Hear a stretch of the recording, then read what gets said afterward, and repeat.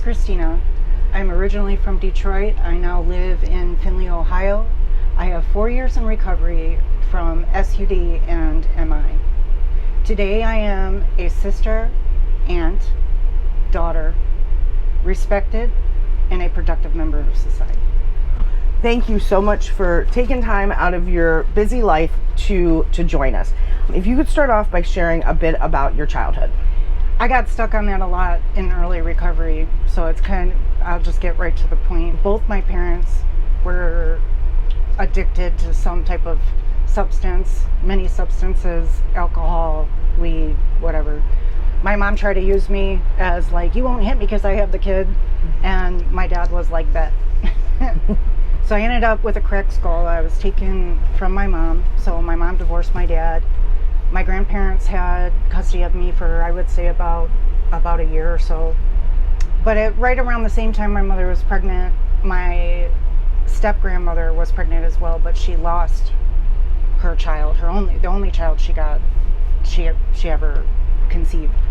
And so she took kind of a special interest in me when we came to the house. And I remember her and my mother fighting a lot because my mother had me at 17 and was really irresponsible and wanted to party. She wanted to be a rock and roll singer in the 80s and early 70s. So, we all gotta have dreams, I guess, but a lot of me thinks about that time, and I feel that's that what if stuff, is if I would have stayed with my grandparents as opposed to them thinking the best course of action was to keep me with my mom to teach her responsibility. Because my mom, and just like me, which I'm dealing with now, was extremely codependent. My grandmother, although I never met her, died when she was 12. Wow. Right around the time in formative times, and then she was carted off to her aunt and made her feel like her dad didn't love her, so she carried that throughout. My mom got married again to my stepfather. She was pregnant, I'd say within a year, with my brother. And this is when her drinking and because she started with this, she finally got into a real band where they were doing stuff. They were making videos, they were all touring, stuff like that. Mm-hmm. And she fell in love with the bass player while she was pregnant with my brother. So there's a lot of drama for me growing up. And so when she left my stepfather for I guess he'd be my second stepfather, third father figure, and we moved to Eastside Detroit. For those of us that are not from Michigan, what is the east side of Detroit like? The east side of Detroit is I would say one of the most drug infested. In some areas it looks like a third world country because you got so many houses missing, and then there's this one house. You literally can't really walk in any direction anywhere without seeing either a liquor store, a church, or a McDonald's, and that's pretty much all that's out there. We lived right off 8 Mile, and there was all these bars up and down 8 Mile, along with kind of the strip in a way. Mm-hmm. You're always going to see some woman out there saying, "Hey baby," stuff like that. That was normal for me growing up, Why, being really closed and really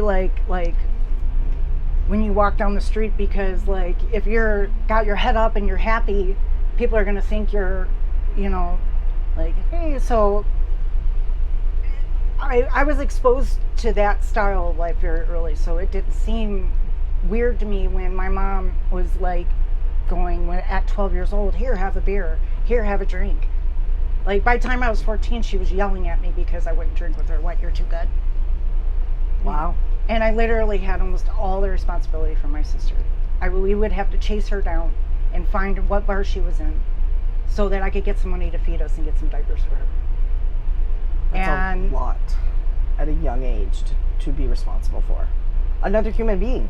Mm-hmm. Well, see, my sister was a little luckier than me because when my mom and her dad broke up, he went to his sister's house and had family that supported him no matter what. And my sister was able to go with him. My mom went to the street. She pushed a cart on the side of the road for about 8 years. We would have to go to the Royal Oak bus station to find her if we wanted to make sure she was alive or whatever. I went to a transitional living program at 18 that basically helped street kids get off the street into jobs, into apartments, stuff like that. Well, I got in there for 2 years. I did really well. My roommate and me became like best friends. Right before we were about to graduate, we're about to become roommates, all that stuff. She comes, talks to me for 3 days, says I want to kill myself. And instead, I kept the confidence, you know, because she's my best friend. Well, she leaves that day, and I think she's going to work. She lays down in front of a train. After drinking a bottle of wine and writing in a 100-page steno notebook front to back. One of the biggest parts was to me, and she was the first person I trusted. She broke me out of my shell. She allowed me to, I'm an artist as well, she allowed me to embrace that artist side of myself. And that took me so far back. And I started drinking like a fish. I got kicked out of the thing, but they came back in because they kind of understood what I was going through. Let's get her in this place so she can figure out what she's doing. And that's around the first time that I started to take the mental health diagnosis I got at 17. They diagnosed me with bipolar, because that's what they called it at the time. They keep changing the name of it. But later on down the road, we come to find out, because of the head trauma as a baby, I had 2 more head traumas before the age of 18, and 3 more from abusive men. I had my face reconstructed. I have like a scar that goes all the way back. I got a dip in my head and upside down horseshoe here. I'm surprised that I look normal still. So I was blind for 2.5 weeks with this one right here, but I kept feeling like, I know I'm skipping around a little bit. Let me go back to where I was at. Okay, I moved into the apartment. I went, I guess I would say, for about 5 years on this binge of where I have no roots. I'm just going to skate around. I literally went to the West Coast side of the country because one of my friends from that transitional program went to live with her uncle. I go all the way out there, and then I'm just, every time I start to put down roots, I get terrified. Or somebody holds me accountable too. Somebody's like, you might have a problem. Oh no, I gotta get out of here, like different jobs all the time. And then finally I got so bad, it was when crystal meth first got on the West Coast, and I had a guy underneath me cooking it in the apartment complex I was in, and I started hanging out with this girl that went over there all the time. 6 months later, I'm in a mental health facility. The doctor comes in and he's like, I don't know what's going on with you, but if you don't knock this shit off, and he cussed and everything, yeah. He's like, I'm gonna electrocute you tomorrow. And surprise, surprise, Christina all of a sudden remembers names and phone numbers and where my aunt lives, and I'm like, I call them up, I'm like, they figured out a way to get, I think it was like Goodwill to pay for half, and Salvation Army paid for the other half of the ticket. I come back home. So is there a story that you can share that really paints a picture of what your life was like during those depths of your active use? It really, the biggest picture I'd like to paint on that is, it wasn't a substance problem. It was using things to hide from that avalanche of feelings that was coming. And it wasn't until I got brave enough to deal with that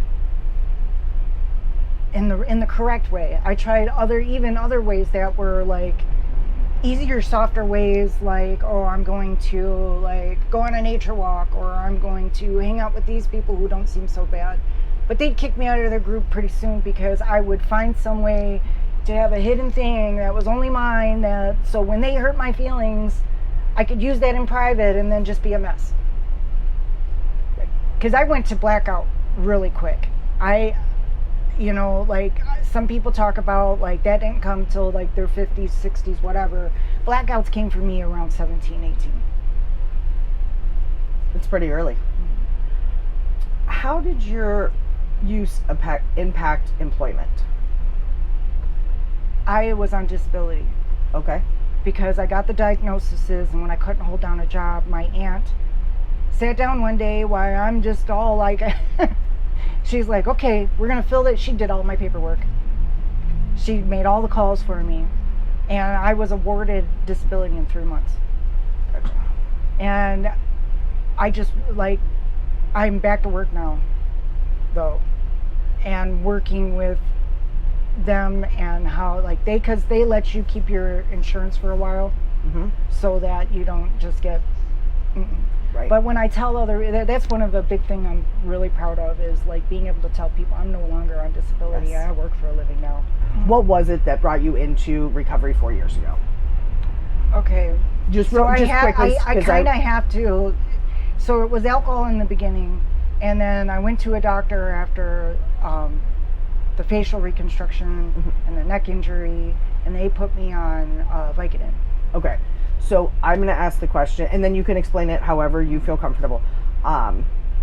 So you've had, multiple uses and attempts at trying to figure things out for yourself. If you could talk about what led you to making this final change. Well, I almost died with the alcohol. Okay. And then I thought that the opiates, because they were given to me by a doctor, were an easier way to like always feel good. And instantly I started taking more. I started buying them on the street. And then so when they took them away, because they seen I was taking them like an addict, I was right there in the perfect neighborhood to find heroin on the street. And I didn't have like that moral issue some people have, like, oh my God, I'm going to do heroin. It was like, oh, this is going to make me feel better. it's cheaper. Right. Right. Easy access to it. And I dated a lot of tattoo guys, so with the needles came needles. Needles were real, like I didn't, after they showed me and like showed me how to do it and did it for me, I just had no problem with it. And it actually became a thing that like, it's weird because it becomes an addiction within itself with the pain. And so the first time my kidneys failed and I went to the hospital, I stayed in recovery for, I would say, about 2 years. And then the opiates came in because I started drinking here and there and here and there. And then I found out if I take a Vicodin or two every day, I don't drink. So it went from pills to street drugs, I would say, in a matter of 2 years. And then I was out there with the needle, I would say, for about 6. And always dating guys that were in that life. So what happened 4 years ago that you decided, I want to do something different? So I was heading towards being one of those women who walked up and down the street. And I knew it. I knew it. I was getting pushed that way. The people I did drugs with, I was like, 2 of them did. Or the 2 of the females that I knew, they did it. Their boyfriends didn't even care. I kind of felt like the guy I was dating at the time wouldn't have cared as long as I got us well. And so when he went to jail and the dope man started coming to my house every day, when I didn't need to go to his house, he's coming to my house asking me if I need something. Oh, this is a freebie. I just knew. So within 48 hours of him going to jail, I went to this, can I say this where I went? Yeah. I went to the Zeph Center in Toledo. Okay. And what was that experience like? Intimidating at first. You feel like you're gonna die for at least 2 weeks. They help you, the comfort meds are good, but they don't take it all away. What is your sobriety date? It is July 6th, 2019. Fantastic. So could you talk a bit about what that first 90 days to 6 months was like, the things that you did, what was helpful, what you worked through, really kind of that process of physical, mental, and emotional health that you worked on? I think in the beginning you just have to concentrate on staying where you're at. Like, you're going to feel all kinds of things, all kinds of pulls, all kinds of tugs. Some of the reading I've done to just like help better myself as a person, like with mindfulness and stuff like that, I started to look at the thinking part of my brain as this untrained puppy, and that I was the awareness of it. And I started to push those two things apart inside my head. So the untrained puppy could do all these antics and jump up around and jump down, and I can just stay back here and go, you're not moving. You are not moving until this puppy sits in the corner. Mm-hmm. And that, like, honestly, I even teach this to the other women in my house, and it helps some of them. I know some of us can't think about it that hardcore, but, you know, like, I always try to teach more mindfulness techniques, because I kind of find that until you realize that you're not your thoughts, you're a victim to them. And I've seen women be so terrified. Oh my God, I thought about using. I'm like, so? You thought about using. What are you going to do with that? You know, you don't have to respond to it. After, you know, you put some time together, what are the things that you do for your recovery today on a consistent basis? Well, I run some groups here. I do a lot of art. Art is a big part of my recovery. There's a book called The Artist's Way by Julia Cameron, and it's basically like a book that through a year where it just pulls out like your creative avenues. Especially, you could use it if you just are stuck in a creative process, but it helped me in my recovery. And it's like every day has a little reading and an assignment and journaling questions. One of the things that she has you do is every morning as you wake up, you grab out your journal and you write 3 pages no matter what. And you don't think about it, you don't correct it. And if all you can do is sit there and write, I don't know what to write, you're going to write that for 3 pages. Because I guarantee you, if you keep this practice up, I can't say when it's going to happen, but you will eventually write something that matters to you.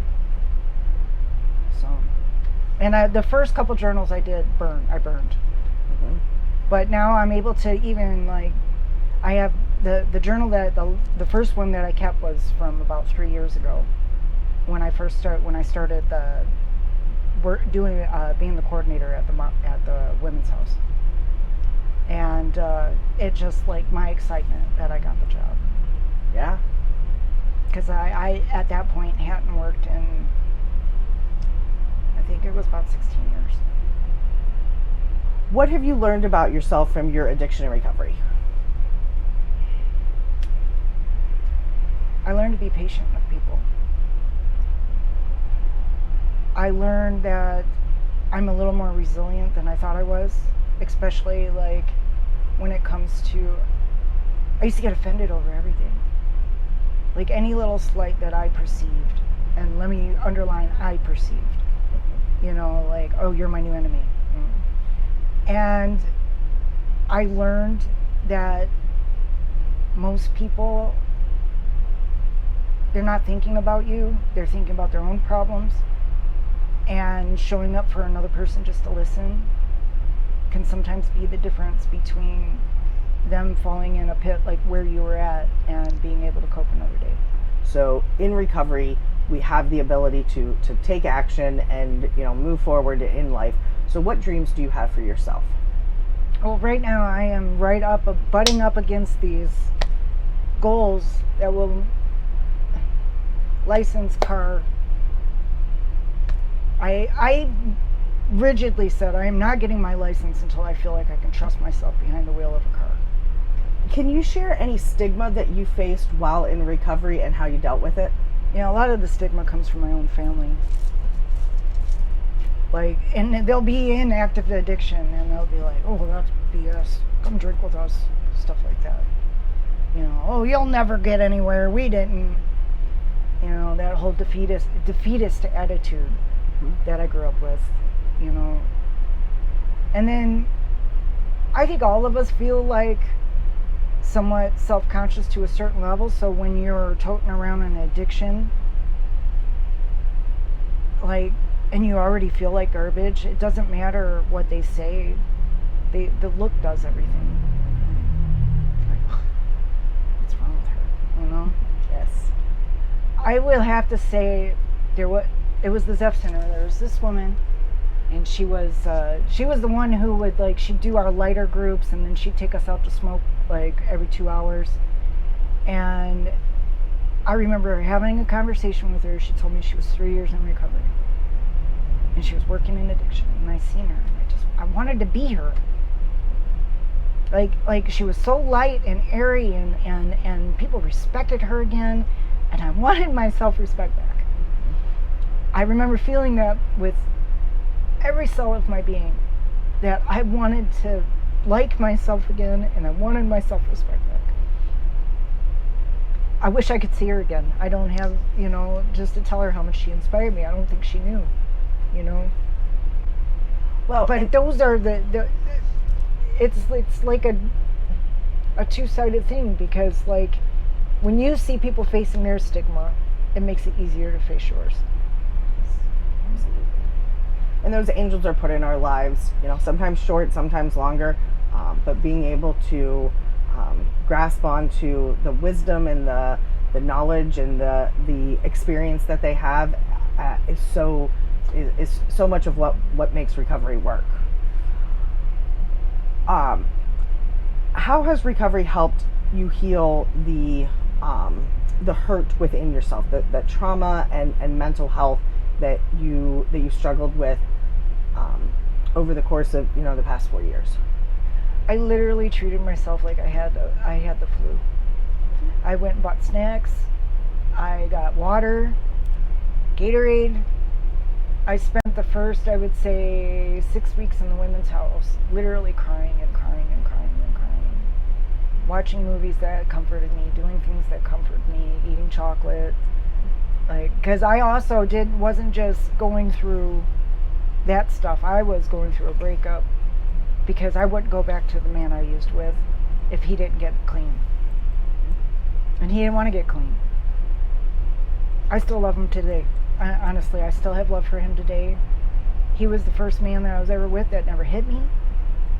But once you add that drug, that's what he's chasing. Yes. And I had to come to the realization that if he didn't get clean for his kids and wife, or ex-wife, he was divorced, why would he get clean for me? And we know that everybody has to get clean for themselves. The people that we love benefit from people getting well, but if somebody's not willing to, they're not willing to, and you can love them from a distance. I literally had to block him and everything, because I stayed in this holding pattern, re-breaking my own heart several times, and I still had contact with the boyfriend. My longest relationship was 7.5 years, and it ended with me having a miscarriage and him going off to cheat, which really was like a punch in the gut. And 2 exes that were so narcissistic, they just literally got in contact with me to see if I would answer them, So the day that I got mad at Ben and I said goodbye and I blocked him, I cussed all them out too and blocked them too. It was like this cascade effect. I'm done being a punching bag. Yes. And that is the hardest thing to watch in the house now, is watch these women understand all of this on this level and not understand that last part because they're afraid of being alone. Because I was so afraid of being alone. And I really faced it just by the more I get into this work, the more I'm surrounded by people doing it alone too, but we're doing it alone together. Right. And I am so comfortable sitting by myself alone in my room now, or just walking my dog. I wasn't comfortable that way before, until I had I guess that long flu cry or whatever. Now you have to be more comfortable to me than when I am alone. I don't feel like I'm being attacked in the back of my head anymore because I allowed myself to grieve those losses. And I watch women run from their cry. You're going to have to cry sometime today, sister. It's going to happen. Just comfort yourself as best as you can. Roll yourself in a robe. Watch your favorite movies, you know. And I always say it to the women who come into the house like that. Whether they take my advice or not is up to them, you know. But they say when you're going through mourning, you literally drive worse. You're distracted all the time. You're as bad as somebody who's like just over the legal limit with operating things and doing things. So you might as well treat yourself like you're sick because you kind of are. Yeah, right. Absolutely. Could you share some inspiration and hope that spoke to you for somebody who's still struggling? Just go back. Go back. Don't stay out there too long. Face that shit. Go back, because nobody's mad at you. No one. They just want to see you do better, and they want to help. So any connections you made when you came out for like 30 days or so, and you're doing the best you can, just go back. Go in contact with people, because all we want to see is you do better. You can make mistakes and you can try again. Well said. Well, thank you so much for taking time today to share your experience. You had just an incredible story of, this redemption of life, and you're a person that really kind of exudes peace and that self-respect piece that you talked about is so very apparent that you're okay with who you are, which is I can really everybody's looking for. Yeah, I like myself today, and I could not say that before. Mm-hmm. Like, I laugh at my own jokes. I'm like, I remember I used to think things like, oh, I'm too good for this and I'm too good for that. And today I do those same jobs and those same things with a full heart going, if not me, who? And I love that change in myself. Absolutely. Because I've admired people in the past that were just like that, where I wouldn't understand their selflessness. I wouldn't understand their sense of service. I wouldn't understand why they wanted to be a productive member of society. Why not skate under the radar when you can? But this is another thing I say to the women in the house, is when you accomplish something for yourself, that feeling stays with you longer and builds you up better than any drug you could ever find anywhere. Mm-hmm. Yes. And I'm like, I pushed that so hard, because when I first started accomplishing things for myself, I literally laughed and cried at the same time. And I just didn't understand this feeling of joy. I hadn't felt it in so long. And I just decided I'm not going to be scared of it. I'm just going to dig into it, because this is great. Beautiful. Well, thank you again. This has been spectacular. I really appreciate all of your openness and honesty about your experience and how you got here with, using medication-assisted treatment, being able to put yourself out there to receive the help that was available, and being able to, stumble a bit and get back up and try again. That's something that I think a lot of times the shame and stigma really keeps people from asking for help again, and your willingness. I think the other thing of that too is that the shame and stigma is bigger in your head than it is in anybody else's. Absolutely. And it often comes down to the last integral part is you forgiving yourself and giving yourself permission to be happy again. Well, thank you.